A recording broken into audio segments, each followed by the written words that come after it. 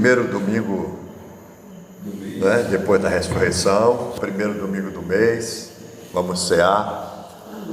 E Deus já fez algo maravilhoso aqui, através da vida de cada um de vocês aqui, a manifestação dessa graça aqui nessa noite. Eu confesso que eu estou aqui por causa da misericórdia do Senhor mesmo. Abra sua Bíblia aí em Marcos 16. Marcos capítulo 16. Nós vamos ler o capítulo todo. Amém? Fala da ressurreição de Cristo. Aprove a Deus, né, que a gente pudesse estar aqui com esse propósito. Muito bom. Eu vou ler na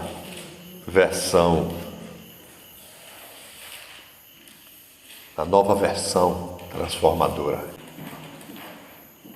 Todos acharam? Marcos 16 diz assim: Quando terminou o sábado, Maria Madalena, Salomé e Maria, mãe de Tiago, compraram especiarias aromáticas para ungir o corpo de Jesus. No primeiro dia da semana, bem cedo, ao nascer do sol, elas se dirigiram ao sepulcro, perguntando umas às outras: Quem removerá para nós a pedra da entrada do sepulcro? Mas quando foram verificar, viram que a pedra, que era muito grande, havia sido removida. Entrando no sepulcro, viram um jovem vestido de roupas brancas assentado à direita e ficaram amedrontadas. Versículo 6. Não tenham medo, disse ele. Vocês estão procurando Jesus, o Nazareno, que foi crucificado. Ele ressuscitou. Não está mais aqui. Vejam o lugar onde o haviam posto. Vão e digam aos discípulos dele e a Pedro: Ele está indo adiante de vocês para a Galileia. Lá vocês o verão, como ele lhes disse. Tremendo e assustadas, as mulheres saíram e fugiram do sepulcro e não disseram nada a ninguém, porque estavam amedrontadas. Quando Jesus ressuscitou, na madrugada do primeiro dia da semana, apareceu primeiramente a Maria Madalena. Diga assim: primeiramente. A Maria Madalena, de quem foi expulso 7 demônios. Ela foi e contou aos que com ele tinham estado. Eles estavam lamentando e chorando. Quando ouviram que Jesus estava vivo e fora visto por ela, não creram. Versículo 12. Depois Jesus apareceu noutra forma a 2 deles, estando eles a caminho do campo. Eles voltaram e relataram isso aos outros, mas também nestes eles não creram. Mais tarde, Jesus apareceu aos 11, enquanto eles comiam. Censurou-lhes a incredulidade e a dureza de coração, porque não acreditaram nos que o tinham visto depois de ressurreto. E disse-lhes: Vão pelo mundo todo e preguem o evangelho a todas as pessoas. Quem crer e for batizado será salvo, mas quem não crer será condenado. Estes sinais acompanharão os que crerem. Em meu nome expulsarão demônios, falarão novas línguas, pegarão em serpentes, e se beberem algum veneno mortal, não lhes fará mal nenhum. Imporão as mãos sobre os doentes e estes ficarão curados. Verso 19. Depois de lhes ter falado, o Senhor Jesus foi elevado aos céus e assentou-se à direita de Deus. Então os discípulos saíram e pregaram por toda parte que o Senhor cooperava com eles, confirmando-lhes a palavra com os sinais que o acompanhavam. Vamos ter uma palavra de oração. Senhor Jesus, nós sabemos, cremos com absoluta certeza de nosso coração na Tua presença e na vida do Senhor presente, que o Senhor vive e reina para todos sempre. Obrigado, Jesus, por esta palavra. Obrigado, Senhor, Espírito Santo de Deus, que ressuscitou Jesus de entre os mortos. Amém. E que habita em nós também. Que nós possamos manter a nossa fé viva nesta verdade de que Jesus de fato ressuscitou. Amém. Independentemente do que nos disserem, dos que nos pregarem que Jesus ressuscitou, mas que o nosso coração testifique no Teu Espírito que nós cremos que Tu és o Filho de Deus. Fala conosco nesta noite, fala com cada um dos meus irmãos aqui presentes, em nome de Jesus, e a igreja diz amém. Amém. Irmãos, eu queria trazer aqui 4 verdades, capítulo relativamente pequeno de 19 versículos, ou 20 versículos. Primeira verdade que nós aprendemos aqui é que os excluídos em Jesus, eles são privilegiados. A segunda coisa que nós vamos ver é que os caídos, Jesus levanta. A terceira é que Jesus chama os incrédulos para crer e se arrepender e para fazer a obra de Deus. E a quarta lição que nós aprendemos, a quarta verdade, é que esta obra é a manifestação da graça e de uma consciência de que o amor e a bondade de Deus sempre vence. Eu quero me referir neste tópico ao versículo 9. Quando Jesus ressuscitou na madrugada do primeiro dia da semana, qual é o primeiro dia da semana? Domingo. Porque aqui no início ele diz assim, quando terminou o sábado, quando termina o sábado vem o quê? Domingo, primeiro dia da semana. Deus fez o mundo em 6 dias. Começou no primeiro dia, quando ele disse, haja luz. Foi um domingo, primeiro dia da semana.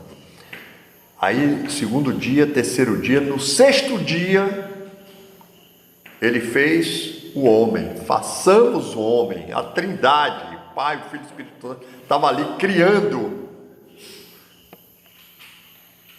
o homem, o ser humano. E no 7º dia, que é o sábado, ele descansou de todo o trabalho que tinha feito, porque ele tinha achado que tudo que ele tinha feito é bom e é muito bom. E no primeiro dia, justamente, tudo coincidindo com a obra da criação, Jesus ressuscitou no primeiro dia para manifestar o Criador, o Deus Criador de todos nós, esse que nós louvamos, adoramos e bendizemos e que cuida de cada um de nós. Então, meus irmãos, veja, os excluídos são os privilegiados. Quem é esta mulher? Quando Jesus ressuscitou, no versículo 9, na madrugada do primeiro dia da semana, apareceu primeiramente para quem?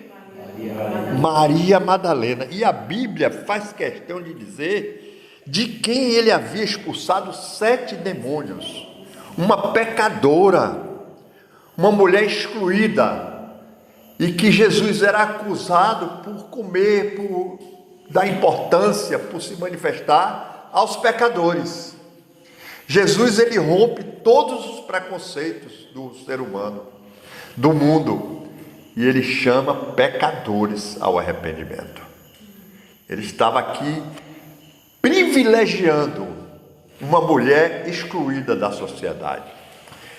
Isso dá muita esperança a nós todos que somos excluídos da sociedade, que as pessoas não importam com a gente, é crente, é pobre, é preto, é homossexual, é isso, que é aquilo, mas Jesus, esses excluídos é que ele quer mesmo manifestar a sua graça.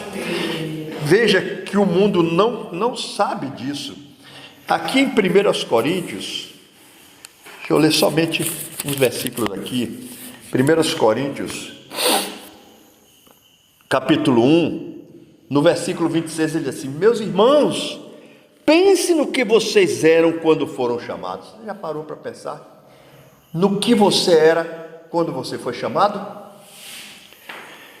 Poucos eram sábios segundo os padrões humanos. Para o mundo, nós não éramos sábios, éramos tolos, uns verdadeiros idiotas, né? Poucos eram de nobre nascimento. Alguém aqui era de uma família tradicional, né? Não éramos. Mas Deus escolheu o que para o mundo é loucura, para envergonhar os sábios. E escolheu o que para o mundo é fraqueza, para envergonhar o que é forte. Ele escolheu o que para o mundo é insignificante, desprezado, e o que nada é, para reduzir a nada o que é, a fim de que ninguém se vanglorie diante dele. Então, isso é um consolo para nós que somos excluídos, que somos alvo, vítimas de preconceito. Nós não somos vítimas, eu não gosto dessa palavra, porque crente não é vítima de coisa nenhuma. Se ele venceu, nós também somos vencedores. Nós não somos vítimas, nós não somos coitadinhos. Nós não somos aquele que ficamos murmurando, ninguém me ama, ninguém me quer. Ele nos ama. O mundo pode te excluir, o mundo pode não gostar de você, mas Jesus te ama. Amém. Jesus te ama. Ele te chamou. E assim, a gente pode tirar essa lição, nesse versículo 9 aqui, que ele se apresentou primeiro. Ele podia ter se apresentado aos sacerdotes, podia ter se apresentado ao governador, ao rei, não é? Mas ele foi procurar exatamente uma mulher pecadora, de quem ele expeliu 7 demônios. Deus escolheu, aprove a Deus. Não foi coincidência. E esta mulher é a mesma que foi a última a sair do pé da cruz. Ela também é a primeira a receber o Senhor ressurreto. Então, queridos, ela foi e contou aos que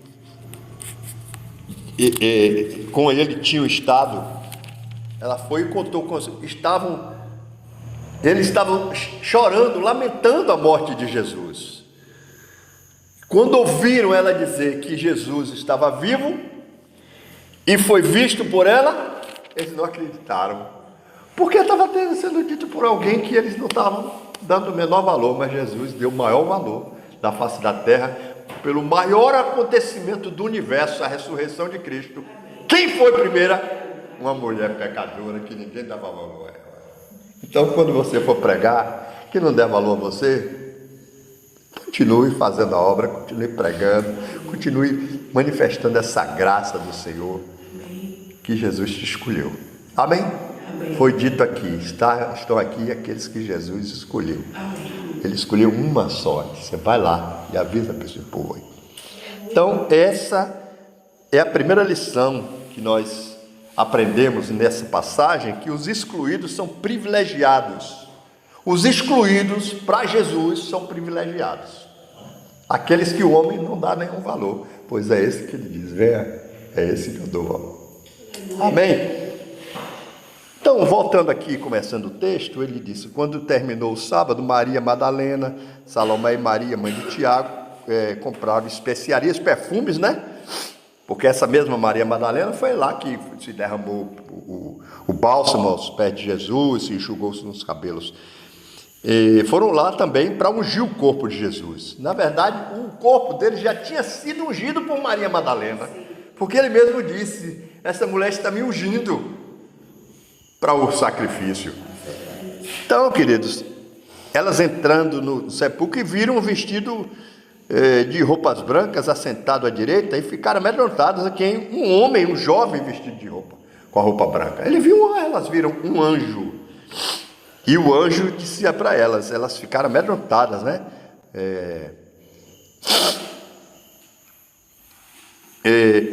Sim. Então elas se dirigiram ao sepulcro, perguntando umas às outras: quem removerá para nós a pedra da entrada do sepulcro? Era uma pedra enorme. Diz os estudiosos que essa pedra precisa de 20 homens para remover. A pedra tinha 3 mulheres, elas com certeza não iam, mas elas iam e perguntavam: e agora? Como é que a gente faz para ir lá? Não é? Porque estava fresco ainda o defunto, vamos dizer. Vamos lá ungir e tal. Quando foram verificar, viram que a pedra era muito grande e que já havia sido removida. A preocupação delas não aconteceu. Lembra da nossa palavra aqui sobre ansiedade? Muitas vezes a gente fica ansioso por coisas que nem vão acontecer. Essas mulheres estavam lá preocupadas com uma coisa que não ia precisar se preocupar. A gente fica preocupado, não é, Butal? Quanta preocupação você passou, quantas coisas, quanta aflição, né? Você e tantos de nós passamos por muitas coisas, uns mais, outros menos, por coisas que não vão acontecer, né? Quanta coisa passa pela nossa cabeça, que a gente não dorme, essa coisa, e a gente depois: oh meu Deus, para que eu gastei meus neurônios me preocupando, ficando ansioso? Está aí, elas ficaram preocupadas com a pedra, e a pedra chegou lá, já tinha sido removida. Deus já tinha entrado com providência. Então, aquele problema que você está preocupado, ansioso, e agora como é que vai ser? Você verá que essa preocupação é vã. Ninguém pode acrescentar um côvado sobre a nossa vida. Por isso, não vos preocupeis com o que haver de comer, com o que haver de beber, com o que haver de vestir, nem com nenhuma pedra que tenha que ser removida para que você possa adentrar aquilo que o Deus quer presentear você. Amém? Então, a pedra estava lá e elas, entrando no sepulcro, viram esse jovem vestido. Não tenha medo, disse ele, vocês estão procurando Jesus o Nazareno, que foi crucificado e ele ressuscitou, não está aqui. Vejam aí o lugar onde o haviam posto. Agora, o anjo dá uma ordem a elas: vão e digam aos discípulos dele e a Pedro: ele está indo adiante de vocês para Galileia, lá vocês o verão, como ele lhes disse. A segunda verdade que essa passagem nos ensina: nós sabemos que Pedro tinha caído. Pedro, ele negou Jesus 3 vezes. Ele falou uma coisa, fez uma promessa, e Jesus ainda, que antes que 2 vezes o galo cante, você me negará 3 vezes. Quando Jesus foi preso, né? E estando Pedro embaixo no pátio, uma das criadas, das funcionárias do sumo sacerdote, passou por ali. Vendo Pedro a se aquecer, olhou bem para ele e disse: você também estava com Jesus, o Nazareno. Contudo, ele negou. Primeira negação: não conheço ele, nem sei do que você está falando. E saiu para o alpendre, foi para a varanda, saiu de dentro. Primeira negação. Quando a criada o viu lá fora, disse novamente aos que estavam por perto: esse aí é um deles. De novo, ele negou 2 vezes. Pouco tempo depois, os que estavam sentados ali perto disseram a Pedro, agora foram outros: certamente você é um deles, você é Galileu. Ele começou a se amaldiçoar e a jurar: não conheço o homem de quem vocês estão falando. Negou Jesus 3 vezes. E logo que o galo cantou pela segunda vez, então Pedro se lembrou da palavra que Jesus tinha dito antes, que 2 vezes o galo cante, você me negará 3 vezes. Então ele começou a chorar, né? Mostrou um arrependimento de ter falado isso, mas agora ele estava o quê? Envergonhado de Jesus. Ele não queria, ele tinha pecado feio, ele errou muito, traiu Jesus. Ele traiu 3 vezes, ele teve até tempo de se arrepender antes de completar 3 vezes, mas Jesus já sabia de tudo. E aí o que é que acontece? Olha o que o anjo diz agora para ele. Olha que ele diz assim: vocês vão, digam aos discípulos dele. E a Bíblia coloca assim: e a Pedro. Como diz assim, os discípulos? Diga a Pedro que ele continua sendo meus discípulos. Olha a graça de Jesus. Podia muito bem, diga aos meus discípulos: Pedro está fora, Pedro me negou 3 vezes. Não, ele foi lá, fez questão de dizer, né, aquelas mulheres: vão lá e digam a Pedro também. Eu não esqueci dele, eu amo Pedro, o amor jamais acaba. Eu perdoei Pedro, eu sabia que ele ia fazer isso. Eu nunca deixei de amar Pedro, apesar de saber que ele era capaz de me negar 3 vezes. Então, isso mostra que Jesus levanta os caídos. Muitas vezes as pessoas saem da igreja com vergonha, porque erraram, falaram mal dos irmãos, do pastor, da igreja, da denominação, falam mal, ficam envergonhados e por causa disso se desviam e se afastam de Jesus para o resto da vida. Mas a gente precisa saber que nós, como discípulos de Jesus, temos que ter também a mesma atitude que houve também em Cristo Jesus. Não ser arrogante, dizer: olha, você faz parte. Ah, mas você é de dentro, você é daqui. Ah, eu estou fora, mas você está dentro. Mas eu errei, mas você está dentro. Jesus, ele levanta o caído. Você caiu, Jesus levanta. Amém? Precisamos crer nessa palavra. Jesus, ele é fiel. Ainda que nós sejamos infiéis, ele permanece fiel. Ele não muda. Ele não muda. A natureza de Cristo é a natureza que o Pai deu e que deu a mim e deu a você também, através do Espírito Santo, que nós não mudamos quando as pessoas falham conosco. Pedro aqui falhou 3 vezes, já tinha falhado antes. Não, Senhor, nada disso vai te acontecer. Para trás de mim, Satanás. Ele falou, possesso por demônio, que Jesus não ia morrer na cruz para ser ressuscitado. Mas, ainda assim, Jesus, com todos esses erros, fora tantas coisas que Pedro, e eu imagino que todos aqueles discípulos erraram com Jesus. Mas ele é o Deus que levanta os caídos. A terceira verdade que nós vemos aqui, nós vamos continuar lendo, né? Antes disso, ele está indo adiante de vocês para a Galiléia. A Galiléia, todos aqueles discípulos, só quem não era Galileu, que era Judas. Mas Judas já não estava lá. Ele voltou e se apresentou aos 11, né? E aí, meus irmãos, para o 10. Depois Jesus apareceu noutra forma a 2 deles, estando eles a caminho do campo. Eles voltaram e relataram isso aos outros, mas também nestes eles não acreditaram. E aí a gente vai para o terceiro ponto. Os incrédulos são chamados para crer, se arrepender e fazer a obra de Deus. Terceira lição que a gente aprende aqui. Nosso chamado é para crer e se arrepender e fazer a obra. Porque não basta, eu me arrependi e pronto. Creio. Não, mas nós temos que caminhar como Jesus caminhou, anunciando o Evangelho, pregando a Cristo, manifestando a Cristo em nossas vidas, em todos os lugares.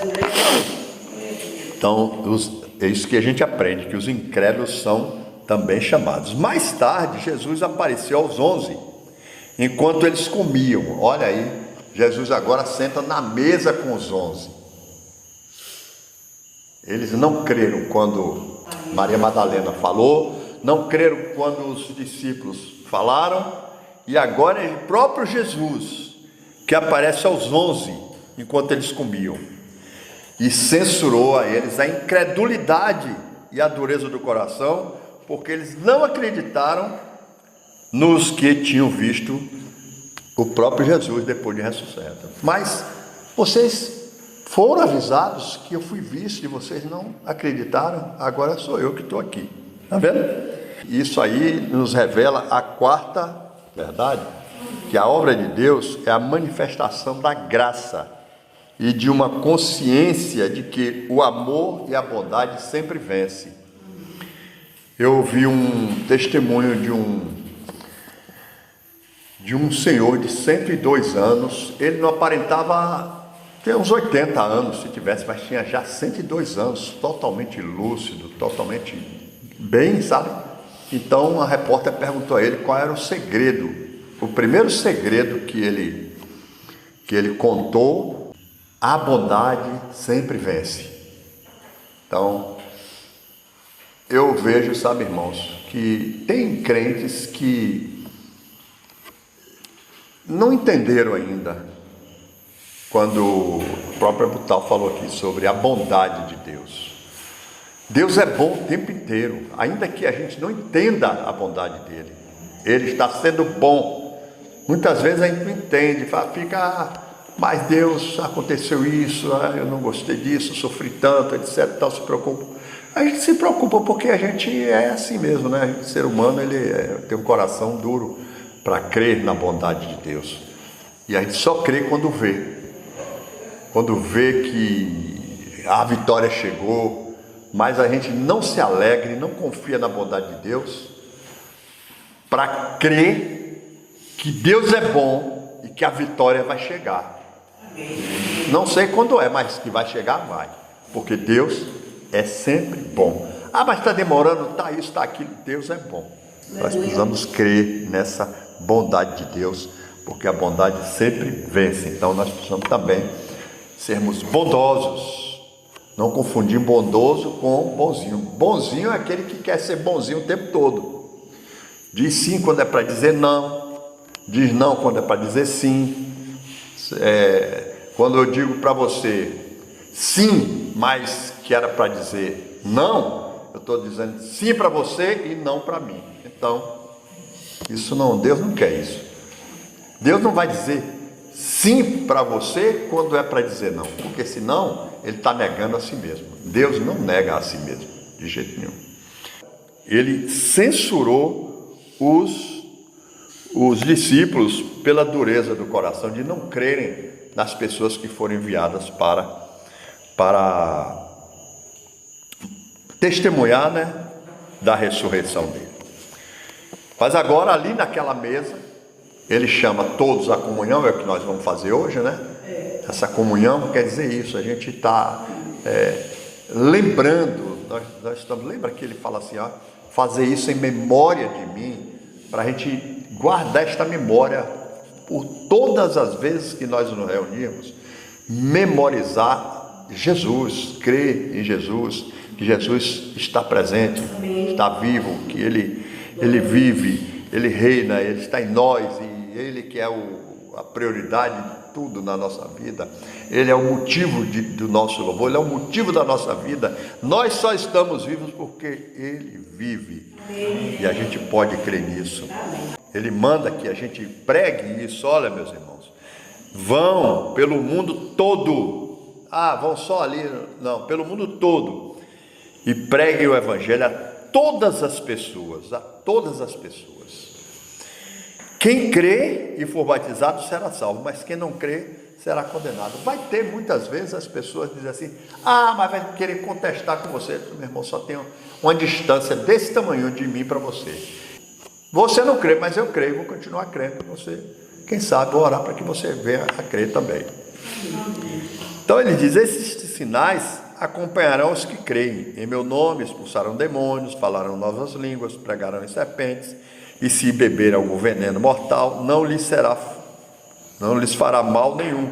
Imporão as mãos sobre os enfermos, os doentes, e eles ficarão curados. Isso Jesus mostra aqui no Evangelho de Marcos. No início eu falei aqui que o Evangelho de Marcos não fala da genealogia de Jesus, não fala da infância de Jesus, mas Jesus já entra logo no ministério, batizado, eis o meu filho amado em quem me comprazo. Então ele vai logo levado pelo Espírito para que o diabo seja o tente, ele vence o diabo, e depois ele já está chamando os discípulos, ensinando nas sinagogas. O ministério de Jesus principal é ensinar nas sinagogas. A gente fica olhando somente para os milagres, mas Jesus ensinava, e nós precisamos aprender com Jesus em cada passagem bíblica o que é que Jesus quer nos ensinar com aquilo que Ele está trazendo para nós. Amém, queridos? E então, essa esperança que nós temos em Cristo Jesus, aquele que está em Cristo é nova criatura. Você está em Cristo, você está revestido com o Espírito de Cristo, está selado com o Espírito Santo, para um endereço. Hoje não tem mais selo, né? Mas você, para colocar uma carta num correio, você tinha que selar essa carta. Ainda assim, hoje, quando você quer mandar um pacote para um lugar, o que você faz? Passa uma fita, sela aquele pacote para não molhar, para não vazar, para que chegue lá nesse destino. Então, nós somos como um jardim fechado, não devemos deixar brecha nas nossas vidas para que o inimigo possa, nos... Claro que a gente não pode passar por esse mundo sem ter aflição, mas nós devemos, com bom ânimo, com fé e alegria, crendo no amor de Deus sobre nossas vidas, que é a nossa referência, crendo, e manifestando a graça, que é a evidência, e tendo a consciência do Espírito Santo, que é a nossa comunhão, que nós vamos cear agora, nessa esperança que depois de lhes ter falado, o Senhor Jesus foi levado aos céus e assentou-se à direita de Deus. Então os discípulos saíram e pregaram por toda parte, e o Senhor cooperava com eles, confirmando-lhes a palavra com os sinais que a acompanhavam. Então a gente precisa desenvolver essa fé nos sinais que Deus está presente, que Jesus está nos acompanhando. Ele diz em Mateus, um pouco atrás, ele diz assim: eis que estou convosco todos os dias até a consumação dos séculos. Por que ele diz isso? Porque a obra é dele. Amém? Nós somos apenas cooperadores. A gente coopera com Deus, ele coopera com a gente. Então nós vamos pregando o Evangelho, vamos fazendo a obra, e a palavra e os sinais acompanham a todo aquele que segue os discípulos. Eu acho interessante nessa passagem que Jesus está assentado à direita de Deus. Em Atos, capítulo 7, quando o diácono Estevão ele foi apedrejado e estava sendo morto, apedrejado por pregar o Evangelho, por seguir a Cristo, ele viu Jesus, ele teve a visão celestial de Jesus. Agora Jesus não estava mais assentado à direita do Pai. Jesus estava o quê? Em pé à direita do Pai. Então o que é que a gente abstrai disso? O que é que a gente aprende? Jesus está lá sentado, mas quando um dos seus filhos, dos seus discípulos, morre, ele se levanta para receber. Amém? Então vamos nos levantar para receber o Senhor, receber através do pão e do cálice. Vamos cear e cantar um hino, já certos da vitória de Jesus sobre a morte. Se ele venceu, nós também vencemos. Se com Ele morremos, com Ele também ressuscitamos, com Ele sofremos também. O nosso sofrimento é nele, com Ele, porque estamos nele. Que o mundo possa reconhecer o valor dessas lições, que Jesus exalta aqueles que são expelidos pela sociedade, que Jesus levanta o caído, mas Ele tem um propósito com cada um de nós, de ir e pregar o Evangelho a toda criatura. Pai, em nome de Jesus, obrigado pelas palavras, que a gente possa cear nesse momento, com a família, como os teus eleitos, como aqueles que foram, Deus, excluídos, mas que o Senhor privilegiou. Nós estamos aqui sentados nessa mesa, queremos assim, Deus, imaginar como se nós fôssemos aqueles discípulos, e realmente nós somos, onde o Senhor entra e censura da nossa incredulidade. Poxa, vocês não creem nas pregações, vocês não creem, não têm crido naqueles testemunhos que eu mando que as pessoas falem com vocês, mas Ele sentou na mesa, comeu com eles, Senhor com eles. Ele disse, aquele que abrir a porta, eu entrarei na sua casa, no seu coração, cearei com Ele e Ele comigo. Que a gente possa nesta noite cear com o Senhor. Quando nós estivermos ceando com os nossos irmãos, nós estamos ceando com o Senhor, porque nós representamos aqui o Senhor, somos embaixadores de Cristo aqui na terra. Então, por favor, comam do pão, bebam do cálice, todos, em nome de Jesus. Obrigado. Teu sangue leva-me além de todas as alturas, onde ouço a tua voz, fala de tua justiça pela minha vida. Jesus, este é o teu sangue.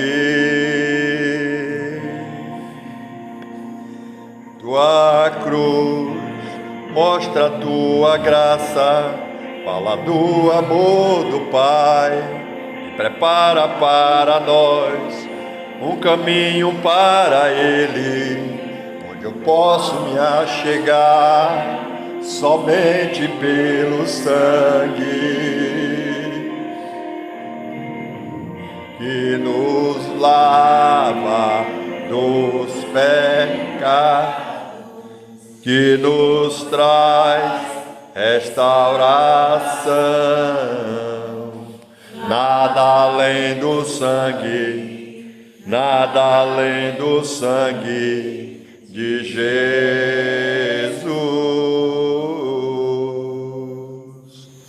que nos faz brancos como a neve, aceitos como amigos de Deus.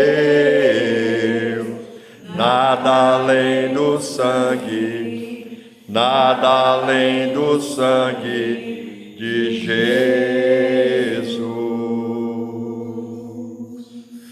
Tua cruz mostra a tua graça, fala do amor do Pai, que prepara para nós um caminho para Ele, onde eu posso me achegar somente pelo sangue que nos lava dos pecados e nos traz restauração. Nada além do sangue, nada além do sangue de Jesus,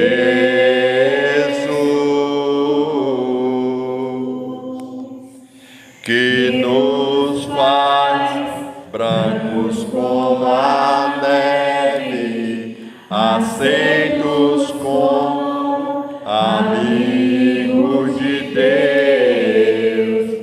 Nada além do sangue, nada além do sangue de Jesus.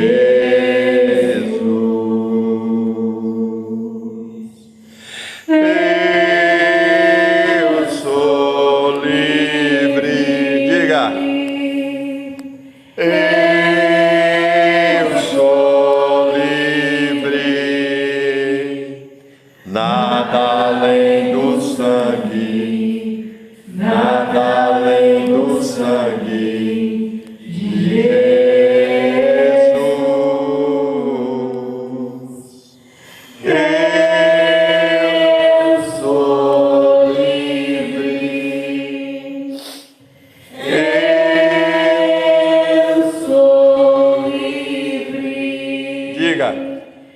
nada além do sangue, nada além do sangue de Jesus.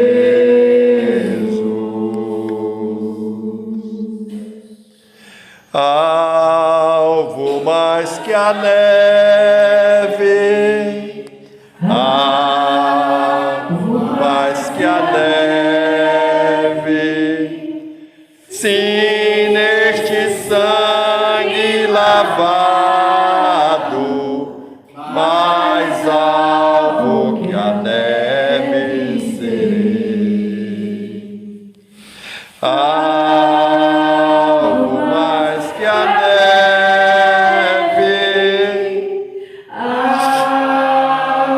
mais que a neve, se neste sangue lavado, mais alvo que a neve serei.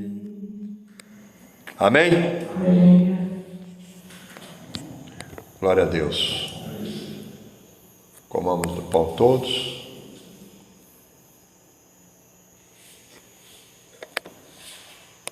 Bebamos o cálice.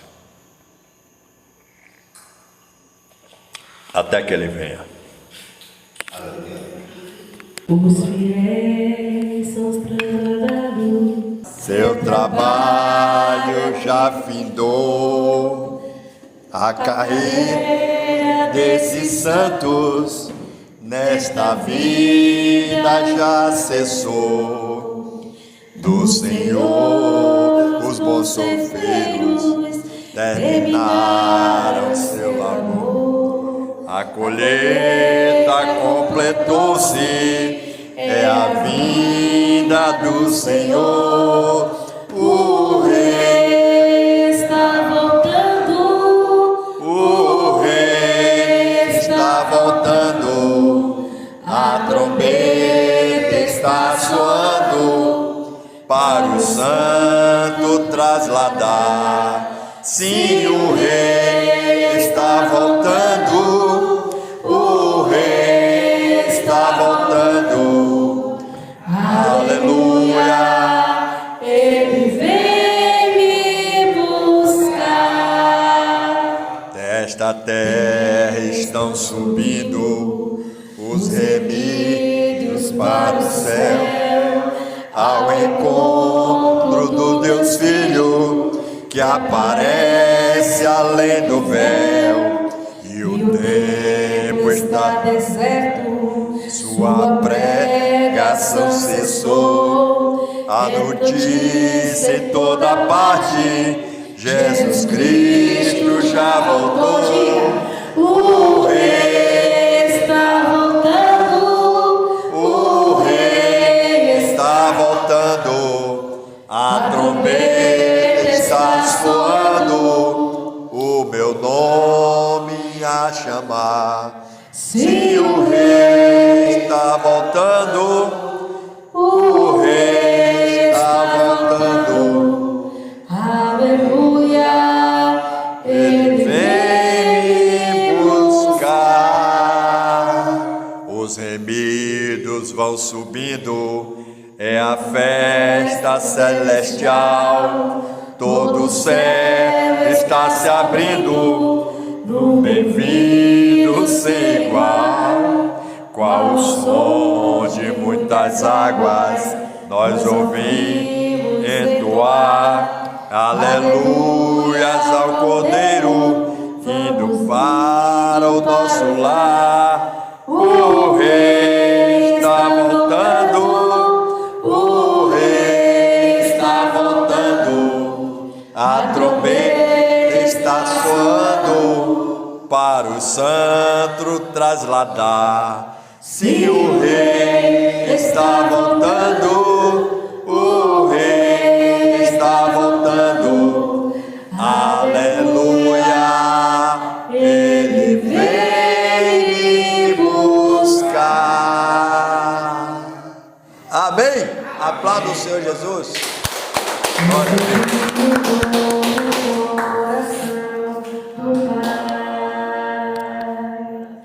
Coração